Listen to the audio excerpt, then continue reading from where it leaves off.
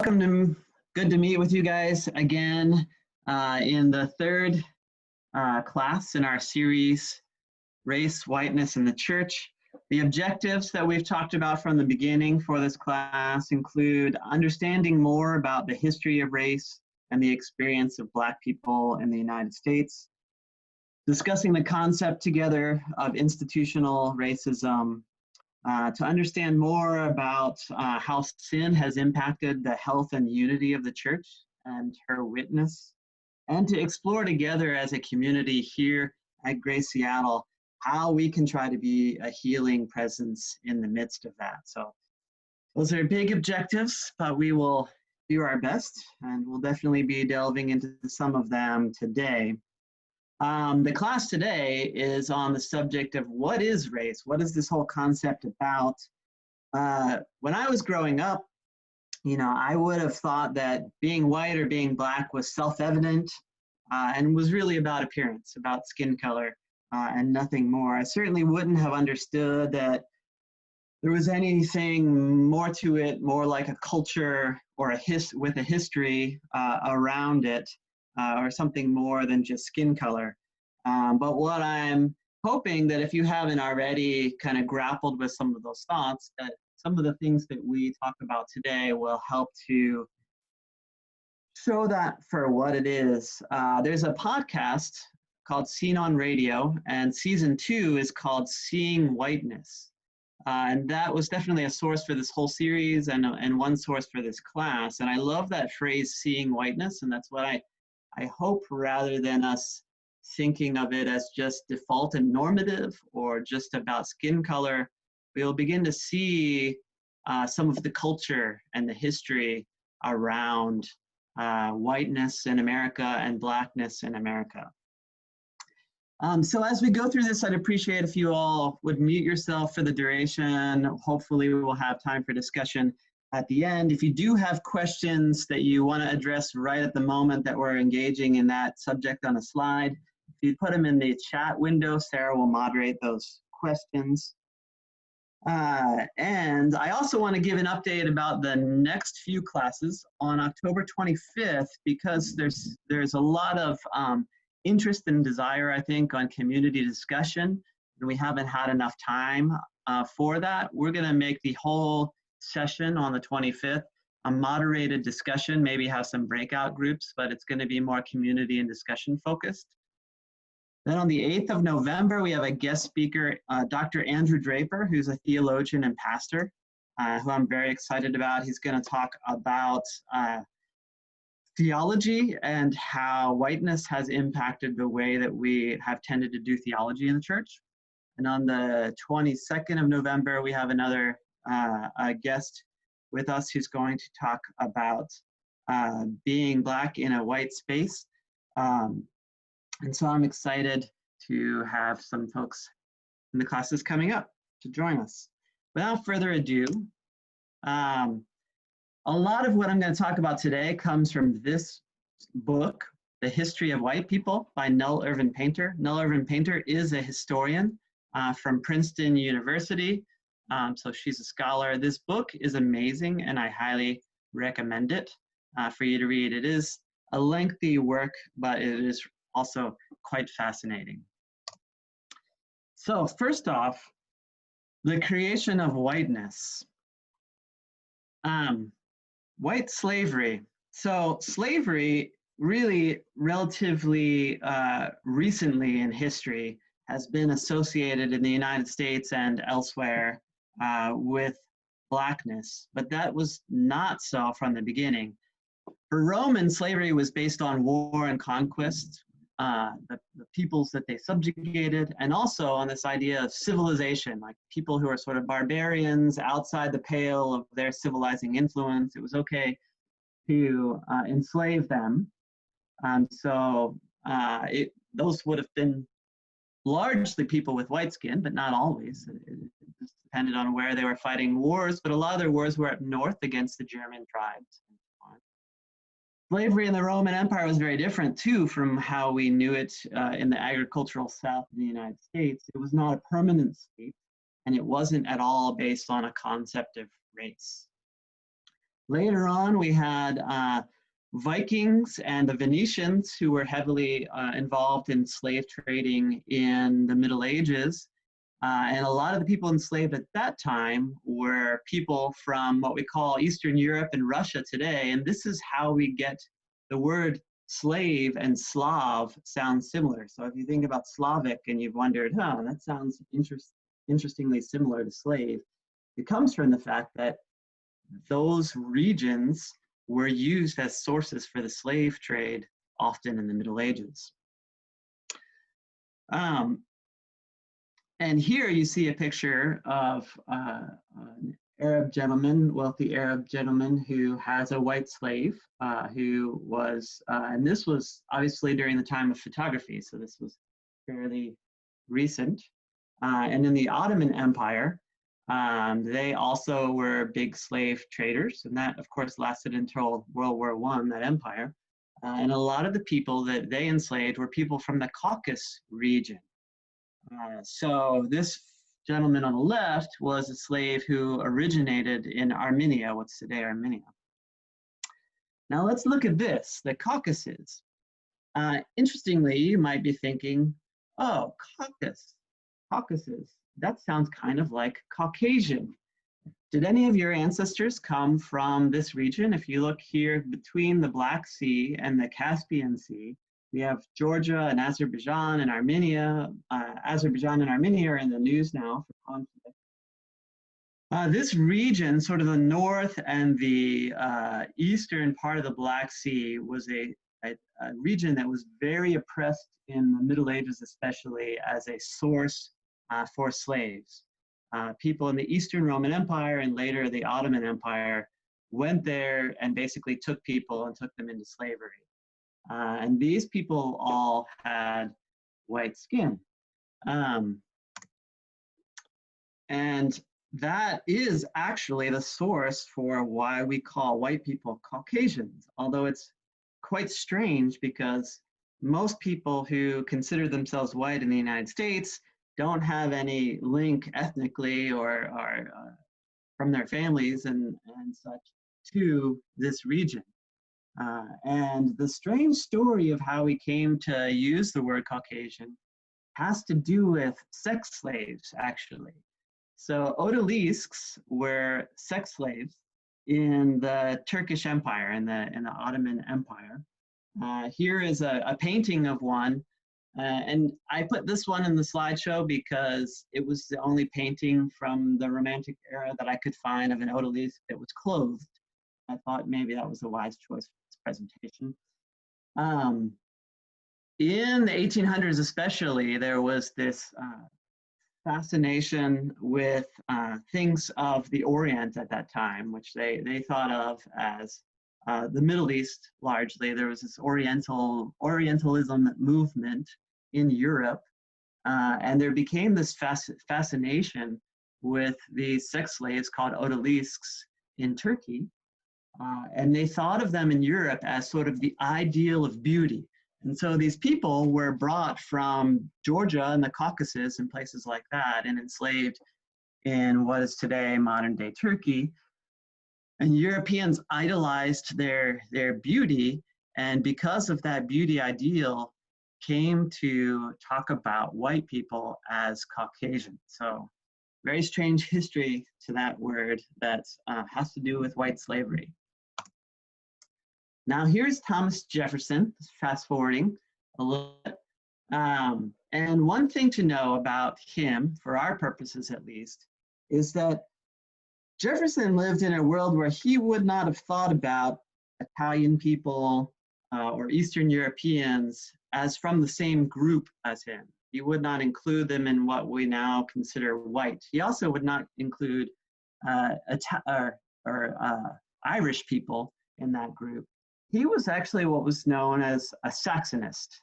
He believed that Saxons were a breed that were really blessed with more ingenuity and intelligence and wisdom than other people on earth. And he tied the greatness of the American project to Saxon heritage as received from England. And that little etching is Hengist and Horsa, who were the mythological two brothers who founded the Saxon tribe. He actually proposed that these two would be on the Great Seal of the United States, but that didn't happen. That shows you how important he thought Saxonism was to the American project. And this was a little bit strained, although he didn't have access to maybe modern history and even genetics like we do today. But he really thought he was pure Saxon, even though England, of course, had been a melting pot of sorts for generations. There were ancient Britons, there were Angles, there were Saxons, and then there were Normans. Norman conquest was 700 years before his time. How he could imagine that he was purely Saxon, I don't know. So this idea of Saxon preeminence really was important in US history, and the first time that it was really challenged and the culture of Saxonism was challenged in the United States was as a result of the Great Potato Famine. In Ireland, the potato crop failed. There was mass starvation. Over 1.5 million people died of starvation. Some Irish people today talk about this as a Holocaust because of those numbers and because it wasn't just made by nature. It was also made much, much worse by the activities of the British landowners during the time. So you have this influx of Irish and German immigrants in the 1830s and 40s into the US that was really the Saxon people, the English people, were very worried about this because they were worried that it would change their culture, especially the Irish because they were Catholic. And that was an alien idea to the Protestant Anglo-Saxons. And they were worried that these people bore too much allegiance to the Pope. Here you see a quote from a man called Thomas Carlyle, who was a prominent Victorian writer and intellectual. He blamed the potato famine on racial deficiency instead of the extreme disenfranchisement of the Irish people. He said that they were kind of less human. They were not as, didn't have as many skills as the enlightened Saxon people. And he said, this here is a quote from Nell Painter.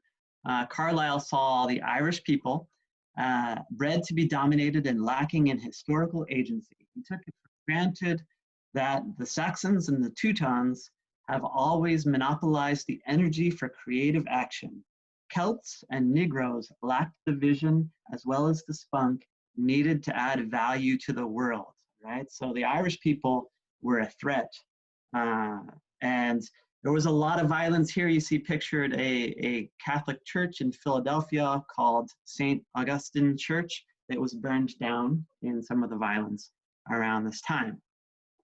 And actually it was the Civil War in which German immigrants and Irish immigrants fought alongside others that they actually gained acceptance into whiteness. So they were not seen. In fact, the term black was actually used to describe Irish people in some writings of this time, which is interesting for us to understand, but they were not included in the concept of whiteness at this point, which is the key to this presentation. They were other, they were not white, they were lacking in historical agency and needed to be ruled over.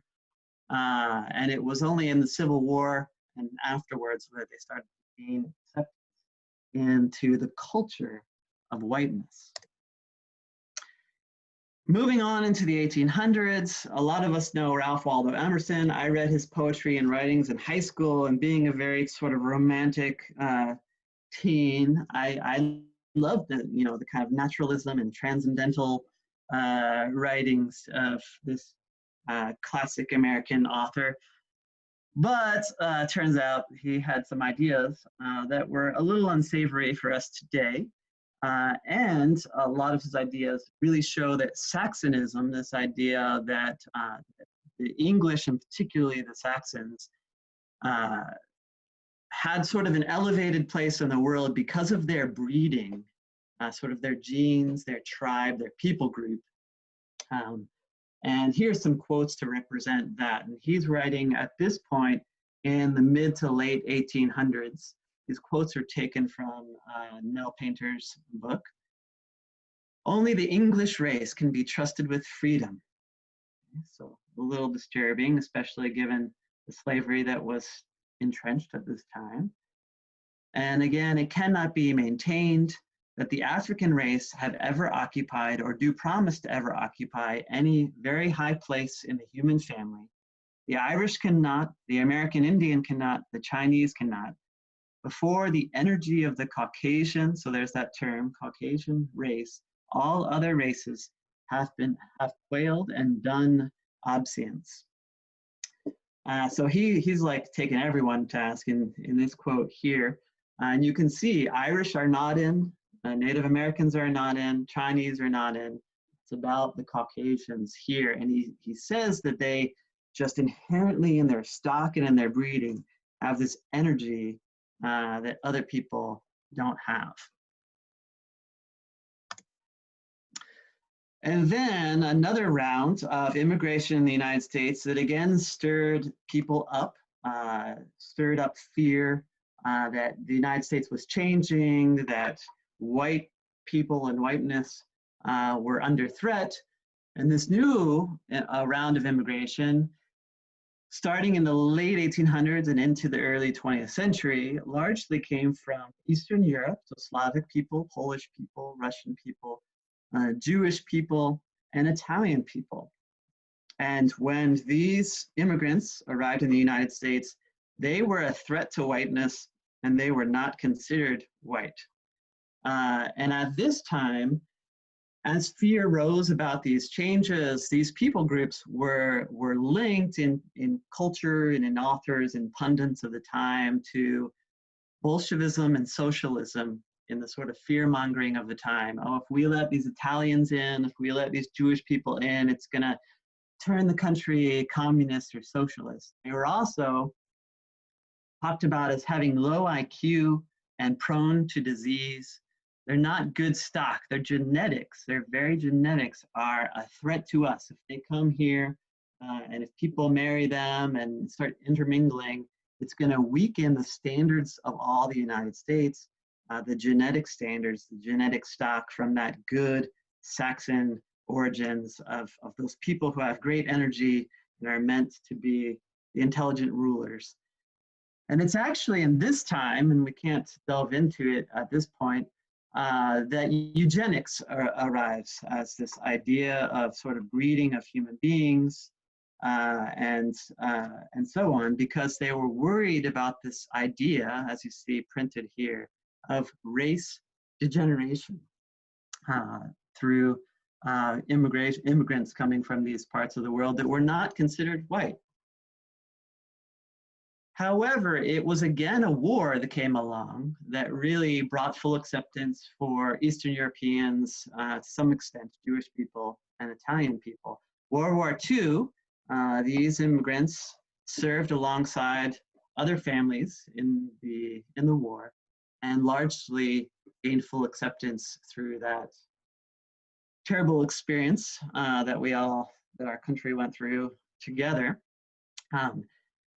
And yet, in this, you know, a lot of African Americans, of course, also served in World War II and continued to be passed up for full acceptance into U.S. society. So this idea of whiteness continued to expand. Irish people at first weren't considered white.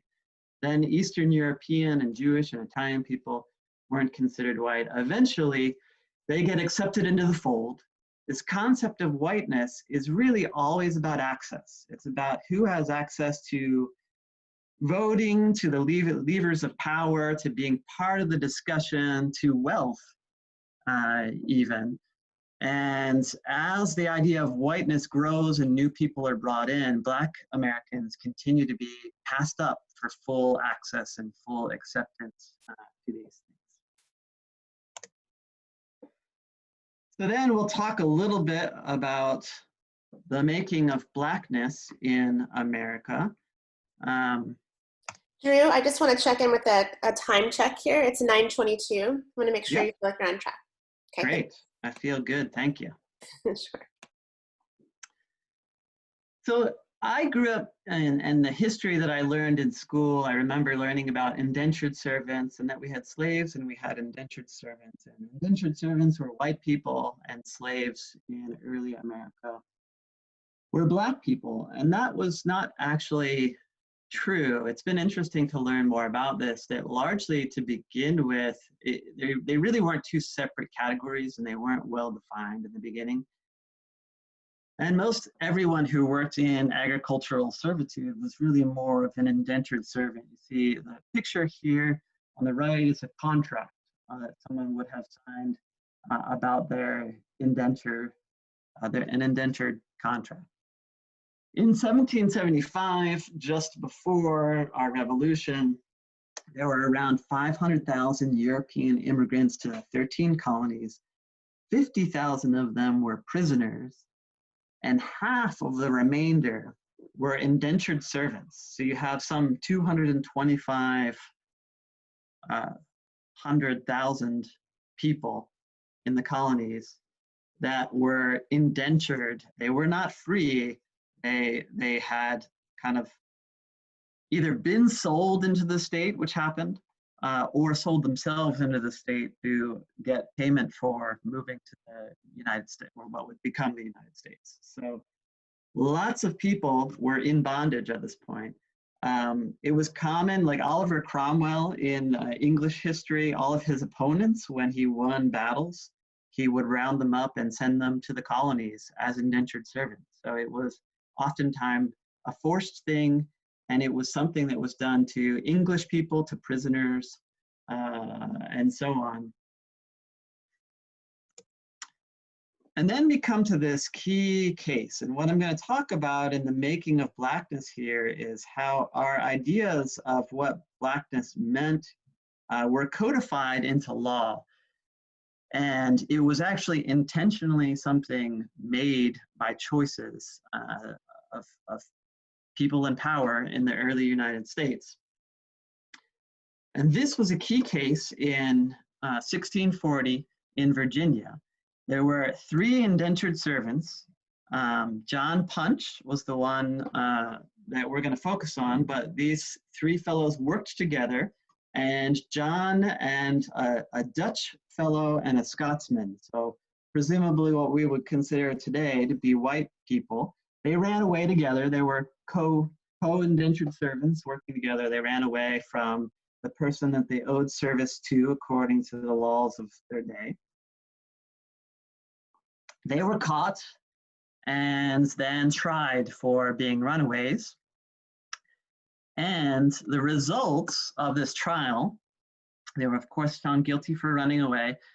The Scotch person and the Dutch person were given 4 additional years of indenture upon above what they had in their contract originally. John Punch is given perpetual servitude for life. So there are a few interesting things about this case.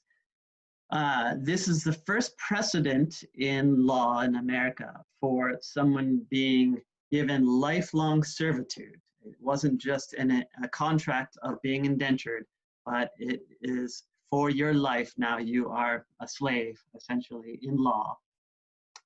And it's the first time in US law on record that a person with African ancestry is treated differently under the law from 2 other people who were in the same state legally. They had all 3 done the same thing, but John was treated differently.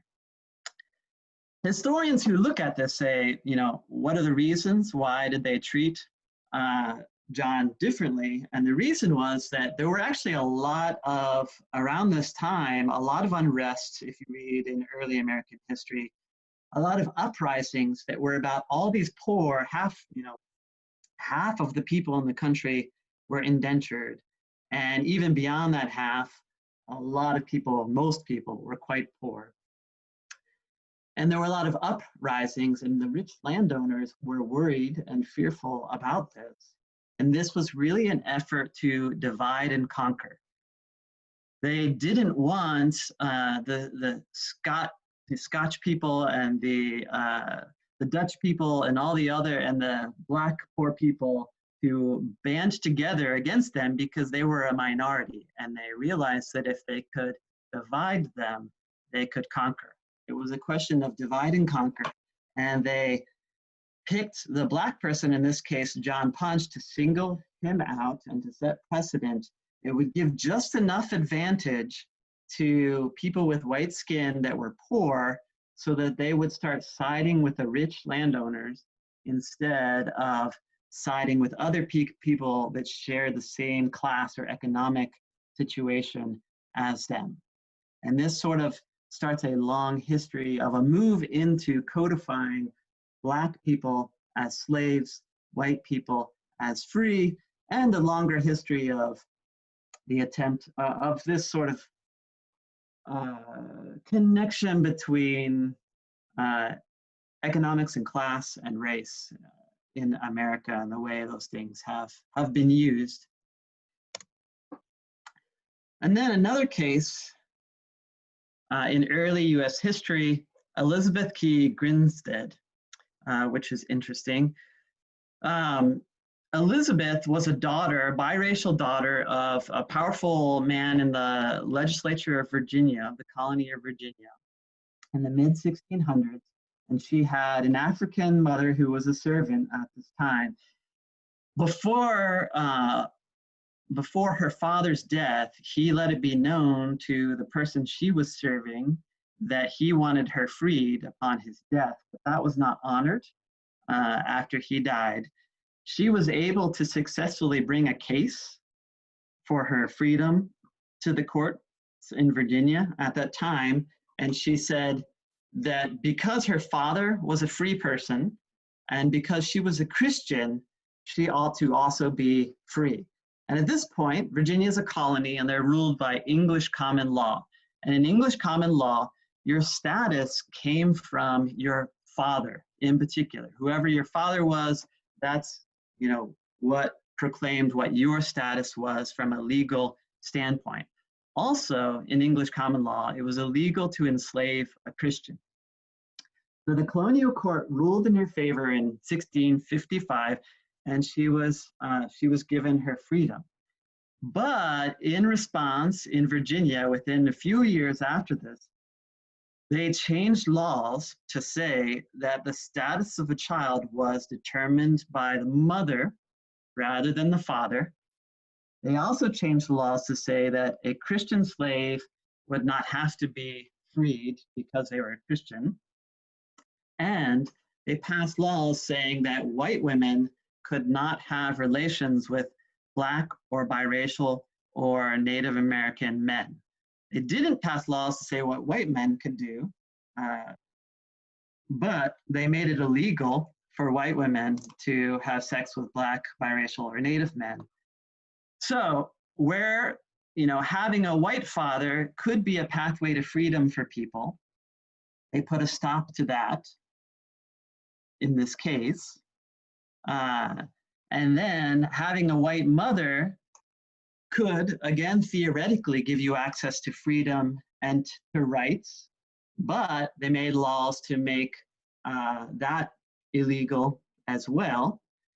And that I find really interesting because I grew up in a time, even among people in the church and stuff, who had this sort of taboo against interracial marriage, right? And I never fully understood this. People would say, I'm not prejudiced. I don't have anything against Black people. I just think that we shouldn't marry people who, across the color line. And where did that taboo come from? Why did it develop, or why was it developed? And if you also look at the history of lynching, so many lynchings were for either real or imagined, connections between Black men and white women.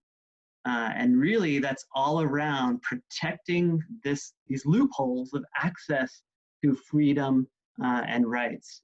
And so it's interesting to see that history develop. Now, of course, this is fast forwarding a great many years, but I wanted to point out, I read this article. It's a New York Times article that was published in August of this year by Jamel Bowie. I apologize if I don't have his name pronounced correctly. I linked to this in the class page on our website, so I would suggest that you take a moment to read it. It's not very long.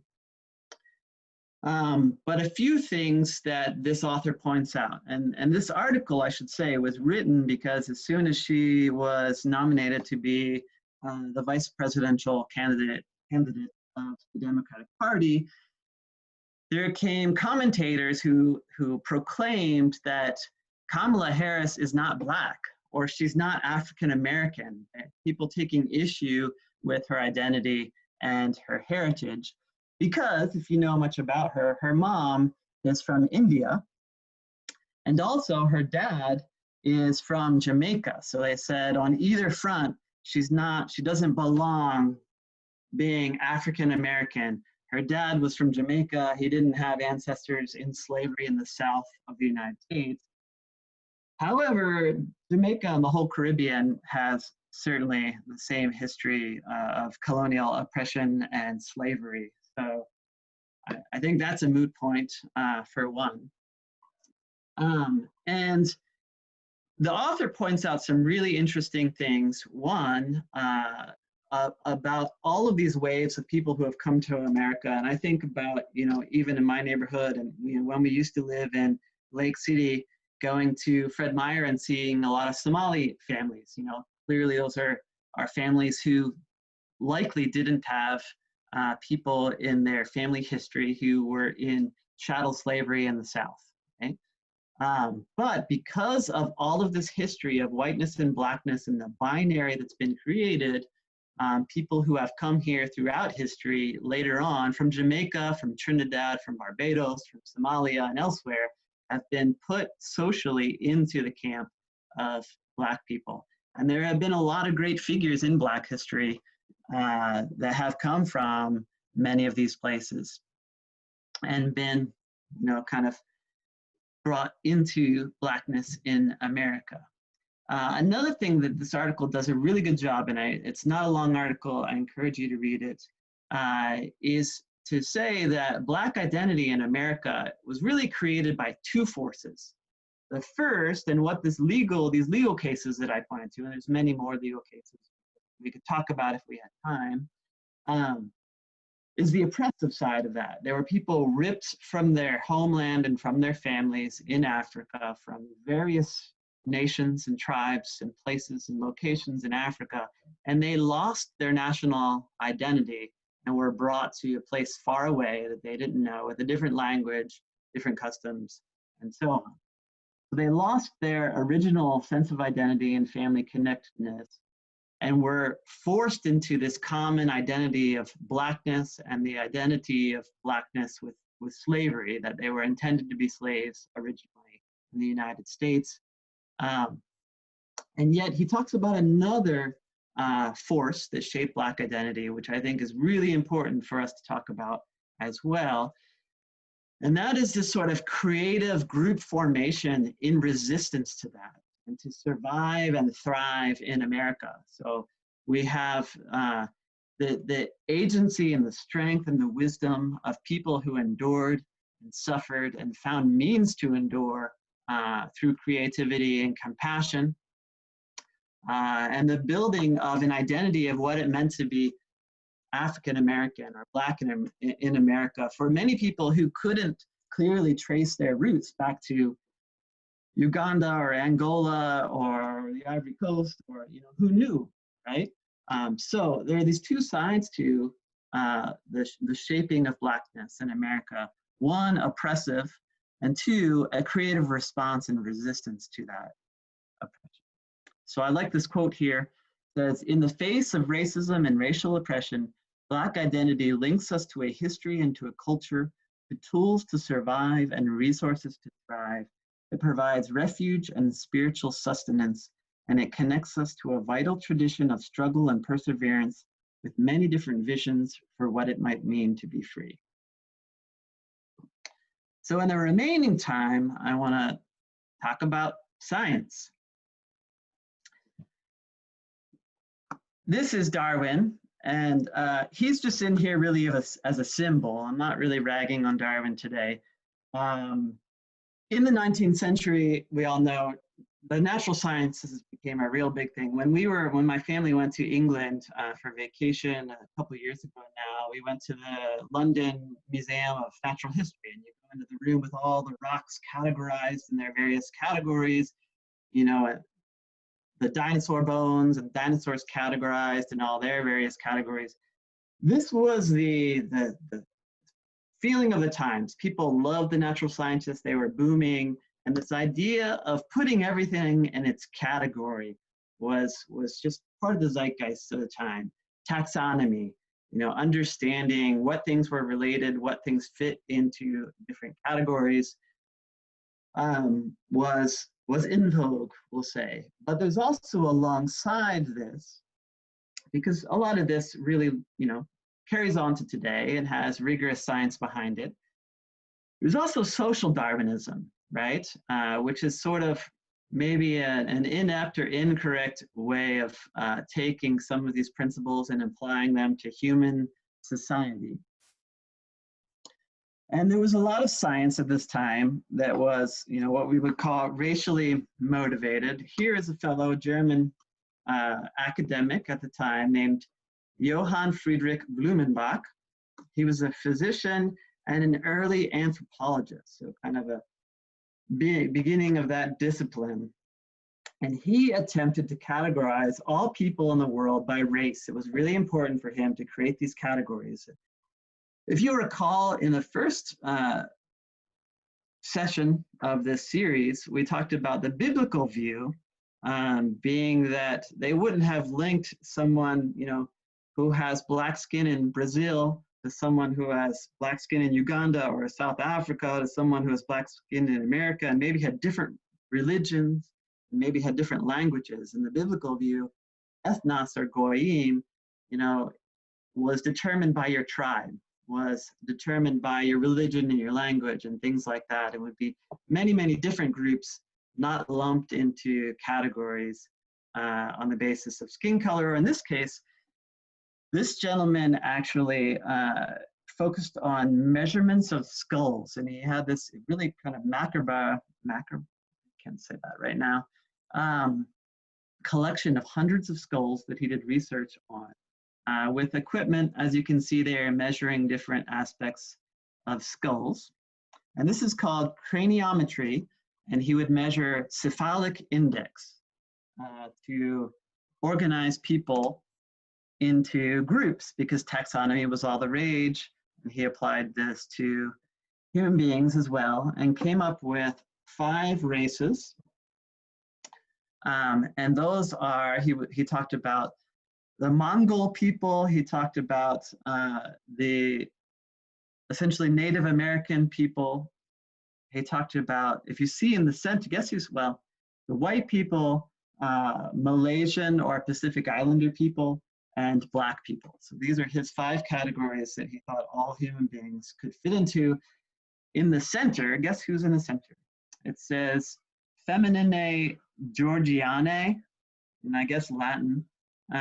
So it's a Georgian or Caucasian female, right? So it's, again, referencing this sex slave Caucasian idea of, you know, right in the center is the ideal beautiful skull from the Caucasus Mountains. Ideas have impacts, and with the legacy of European colonialism all around the world, this what seems like arcane idea to kind of measure skulls and categorize people based on that spread elsewhere. It definitely was used in the US South to justify race, but it actually was part of the Rwandan genocide. This is a picture of the Ntrama church. It was burned down with hundreds of people inside it taking refuge. And Germans actually were the colonial power for some time in Rwanda. And they actually created the Hutu and Tutsi. You don't often hear about this, but those weren't races to begin with.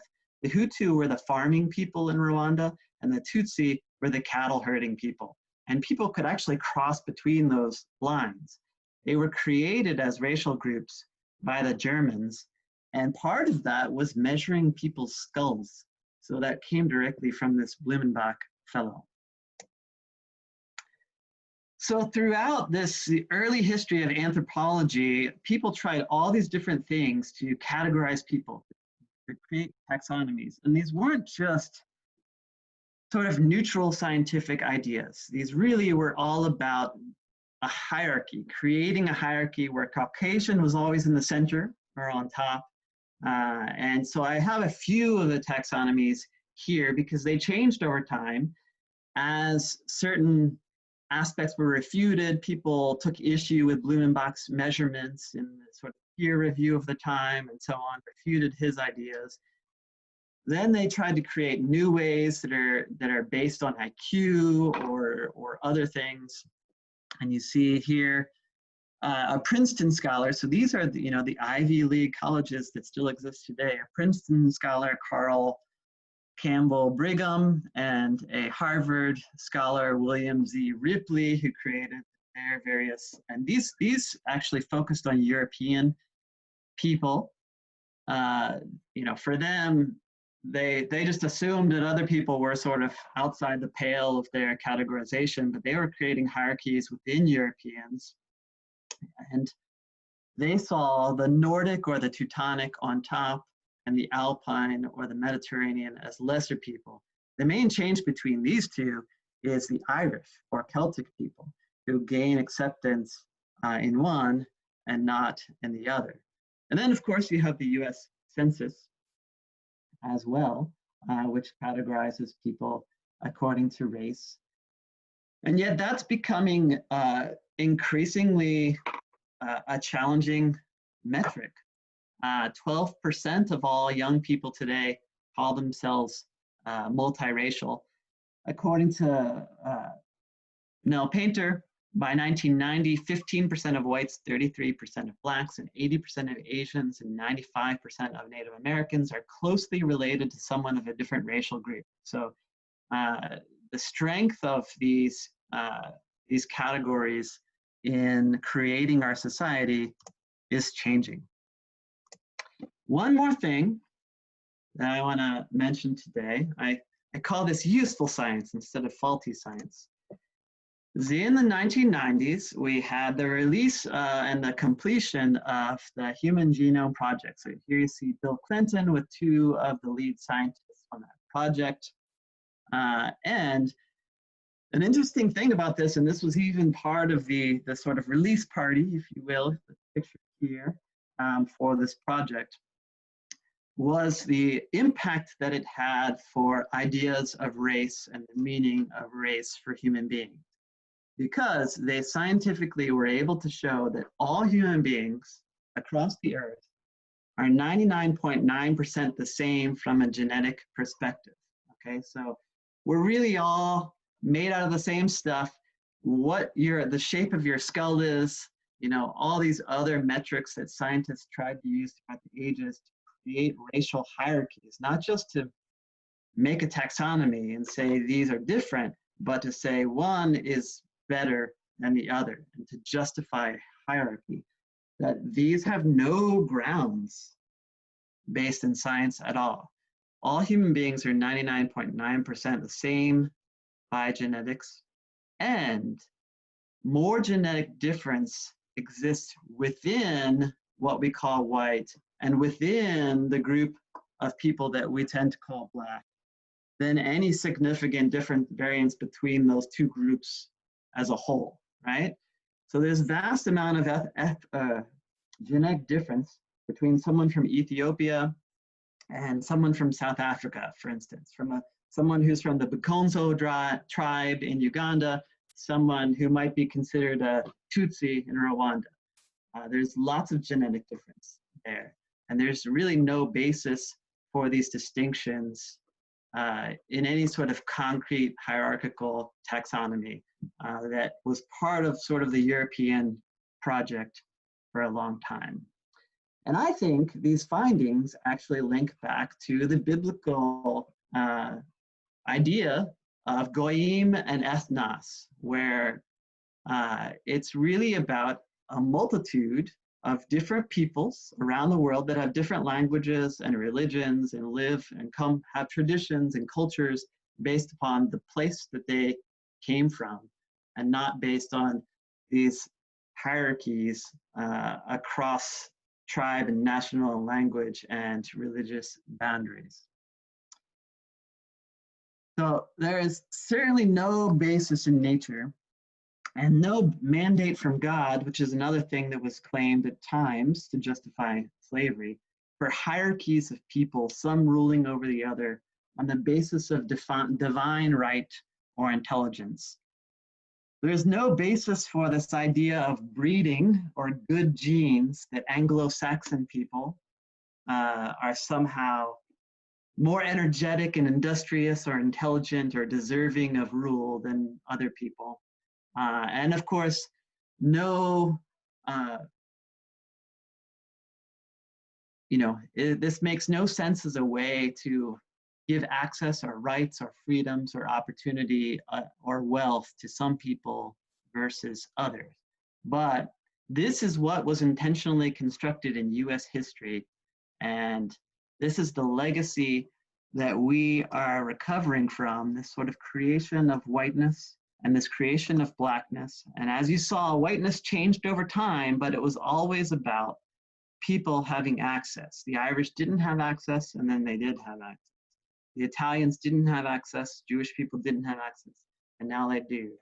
And so it is not about genetics, it's not about stock, it's really about power and who has access that has created these ideas of race in the United States.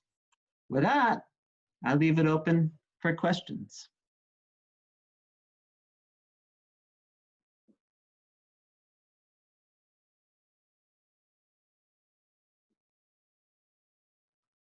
I'm gonna try to unshare my screen here. Let's see. Hello, everyone. I like this point because I get to see some of your faces in any case.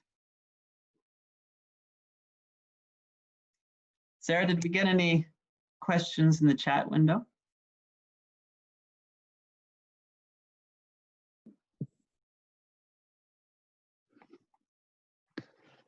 Nothing in chat yet, Drew. I have a question.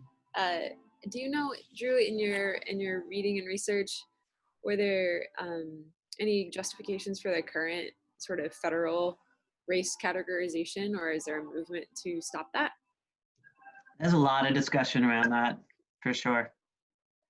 And I forget the numbers, but there's also the option to say something like other, and like so many more people are saying that. Some people saying it, as you might imagine, even in protest of being asked to categorize themselves into these categories.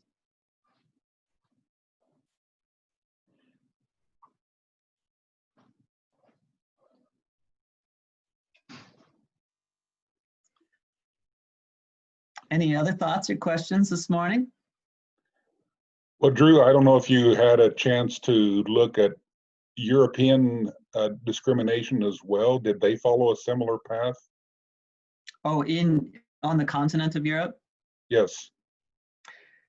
Yeah, definitely. I mean, that's, I talked about the Irish and part of this, and Irish and English history is a terrible, terrible thing. I mean, there was a lot of oppression there.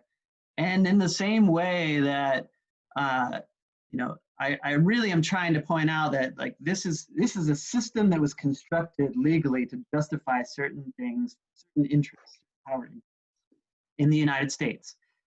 In England and Ireland, it was the same thing. Actually, most Irish people were unable to own land. The British were given titles and given land there in Ireland to control. And the Irish were essentially serfs that had to work as tenant farmers on other people's land. And during the Irish potato famine, Ireland was exporting food to other places because the landowners that were making money off of it were exporting that to make money, while the Irish workers who were working it were starving to death, right? And that was all based on hierarchies of the British thinking that these Celtic people were less than, and that they actually deserved to be ruled. They needed to be ruled. They benefited when they had rulers over them. So that's one example.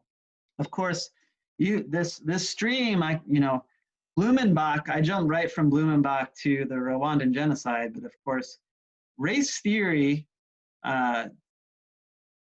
some of the academics around it came out of Germany. And I think it's clear for us to see where that led, to the Holocaust and all of that. What we often fail to see after World War II, and we like to think of ourselves as the victors, who were the alternative to Hitler, is how much the US contributed academically to race theory too. And German scholars in the Nazi regime would actually cite early American scholars who were working in these fields of anthropology and trying to categorize people by race.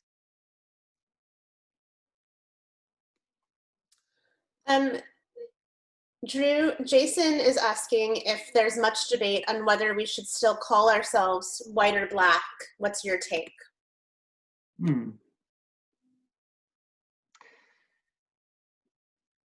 I don't know. I'm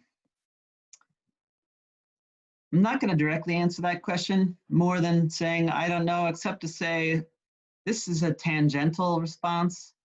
I think it was Lisa that asked the question in the first class about the Black church and the white church, and I've been thinking about,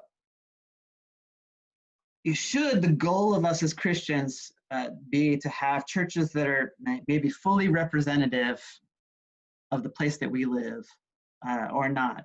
And from my perspective, the first thing that I jump to as a white person is, I would love to see our church more fully reflect the kingdom of God and reflect the various cultures and backgrounds that people come from in Seattle. But on the other hand, you have hundreds of years of culture and tradition that have resulted from these distinctions.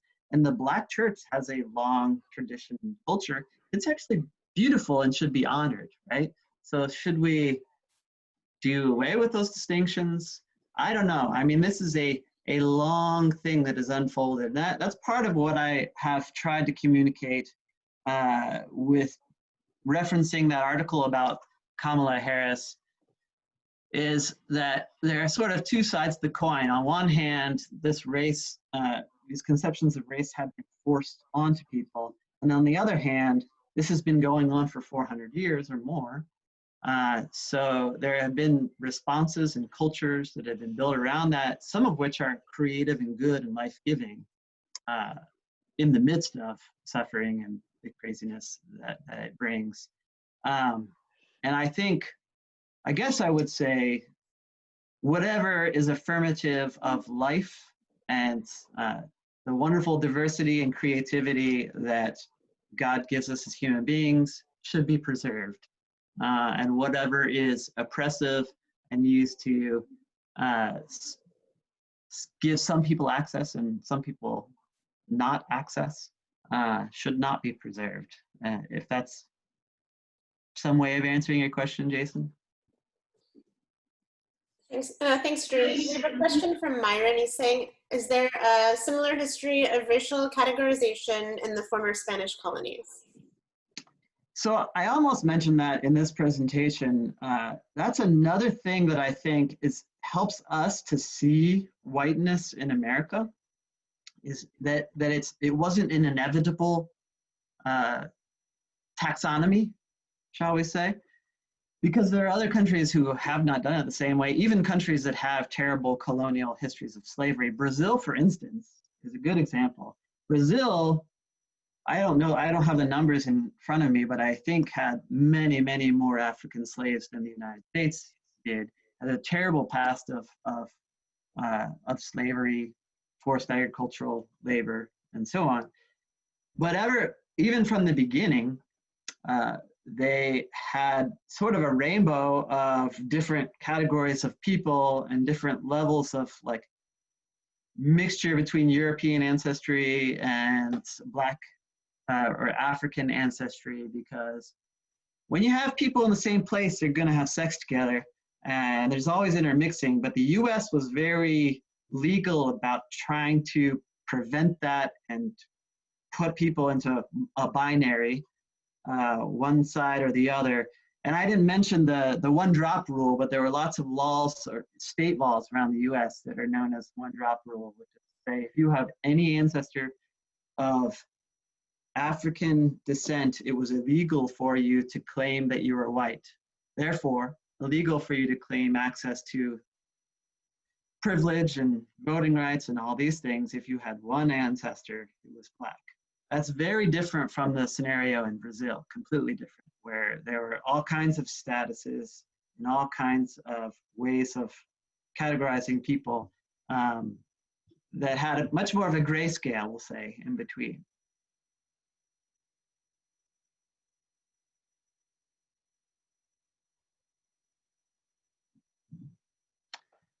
Any other thoughts or questions? We're getting close to the hour here.